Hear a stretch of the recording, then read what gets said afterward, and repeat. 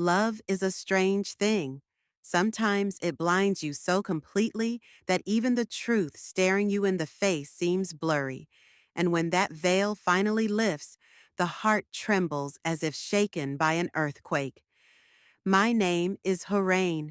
I had fallen in love with Wakar. With all my heart, with all my soul, perhaps even more than I loved myself. Wakar wasn't just my husband. He was the answer to my prayers. He spoke gently, cared for the smallest of my needs, and kissed my forehead every morning before leaving for work. But the truth is, some men don't know how to love. They know how to buy love, and when they find love being sold for less somewhere else, they leave their old shop, no matter how precious it once was. In the third year of our marriage, I had my first suspicion. He started hiding his phone, speaking in low tones in other rooms.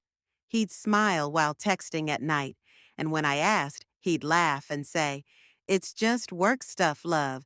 Don't be so suspicious." But suspicion is both a woman's weapon and her wound. I didn't say anything that day. I just made a decision. I would stay silent and watch.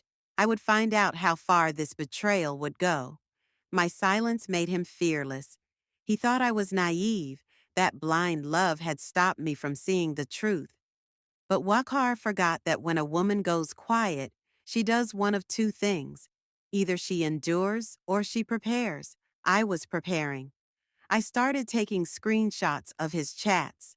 I saved his locations. But most importantly, I began